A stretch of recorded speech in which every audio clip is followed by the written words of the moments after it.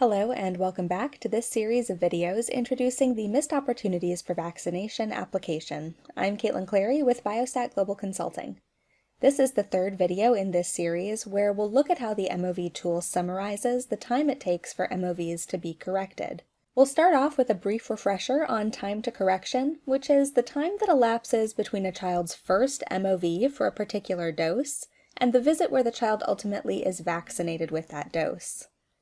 Let's say that a child has a clinic visit scheduled for the 9th of the month, and at this visit the child is eligible to receive Penta-1 and OPV1. We'll say that this is the child's first eligible opportunity to receive either of these vaccines. At this visit, the child does receive Penta-1, but has a missed opportunity to be vaccinated for OPV1. The child's next visit at the clinic is on the 26th of the month. The child is still eligible to receive OPV1, and at this visit the child does get vaccinated with that dose. In this case, the time it took for the OPV1 MOV to be corrected was 17 days. Moving over to the MOV application, we'll start by opening up a faux dataset that we spent a little time looking at in our previous video. In our last video, we talked about the output on the MOV Occurrence tab. This tab shows for every stratum and every dose the proportion of kids who were vaccinated at the first eligible opportunity, shown in blue in these bars, the proportion who had a corrected MOV, shown in yellow, and the proportion with an uncorrected MOV in red. In this video, we're going to be taking a closer look at corrected MOVs, the yellow portion of these bars. These kids had at least one visit where they were eligible to receive this dose but did not get the vaccination, and then eventually had a visit where they did receive this vaccine. So we might wonder how much time it takes for those missed opportunities to be corrected. How much extra time are kids spending unprotected or underprotected from these diseases after experiencing an MOV? We'll navigate over to the Time to Correction tab to explore this further. The main plot on this tab is again summarizing outcomes by stratum and by dose. These plots are cumulative curves that show, as time goes on, the cumulative percentage of kids who have had their MOV corrected.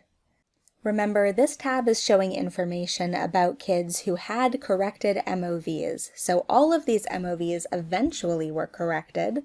The question is how long it took between the initial MOV and the eventual correction. So these curves go from 0% to 100% in each tile. The x-axis on these plots is days.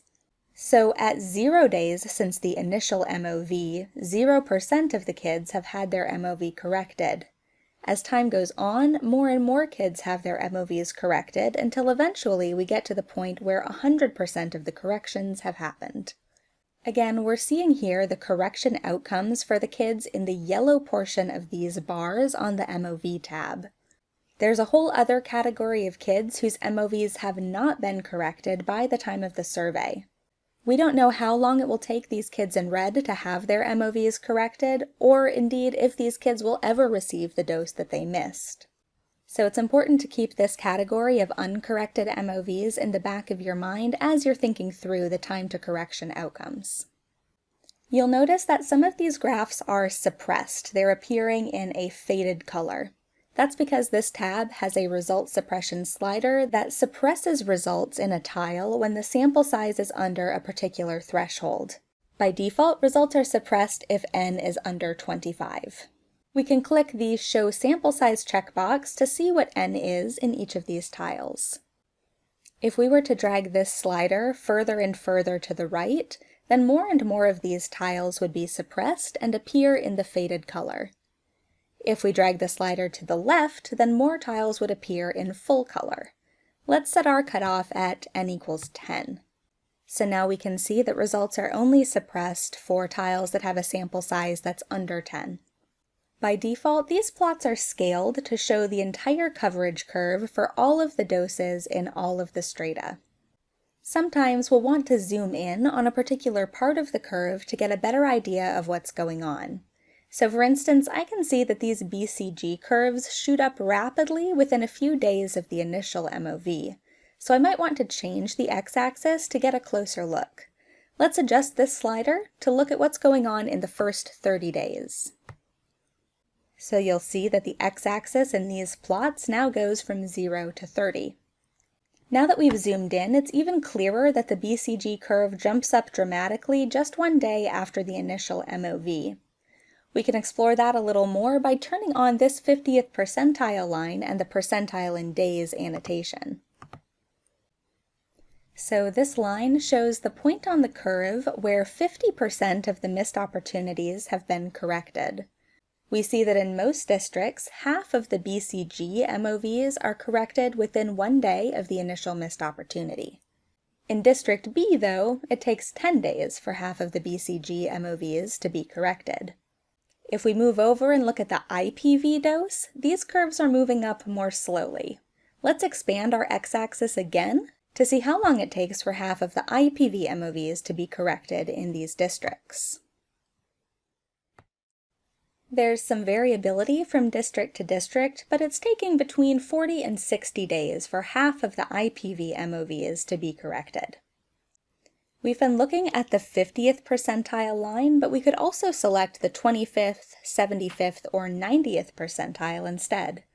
Let's go ahead and take a look at the 90th. So now these lines are showing us how long it takes for 90% of the MOVs to be corrected for each dose in each stratum. For instance, in District A, it took 70 days for 90% of the corrections for IPV to happen, and it took only 8 days for 90% of the OPV1 corrections to take place.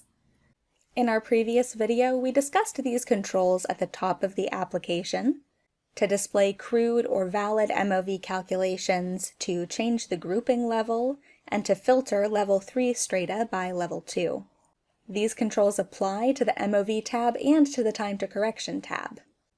If I group by Level 1, I can see time to correction for each dose in the country as a whole. And if I group by Level 2, I can see subnational results for the eastern and western provinces. Grouping by Level 3 again, I can filter to only look at the Level 3 strata that are in the western province. And I can click Select All to see all of the Level 3 strata again. Now that we're oriented to the controls for this plot, let's take a look at the table below the plot, which shows the 25th, 50th, 75th, and 90th percentiles for days to correction. In each cell, the first entry is the 25th percentile, the second is the 50th percentile, the third is the 75th, and the last entry is the 90th.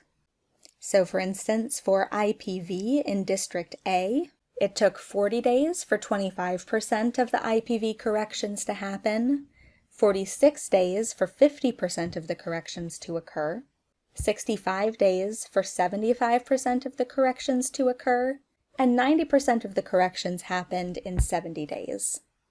We have the 90th percentile line and annotation turned on in the plot, and we can see that the days to correction annotation here for the 90th percentile exactly matches the 90th percentile column in the table. You can download this table as an image file by clicking the Download Table Image button. You can get these percentiles in Excel format by clicking the Download Table Data button, and you can download the time to correction plot with this Download Plot button. Any of the changes that you make in the interface to adjust the x-axis, to suppress results, to add various annotations, or change the grouping level, any of those changes in the interface will be reflected in the plot download. And that brings us to the end of our exploration of the Time to Correction tab in the MOV application. Thank you for listening.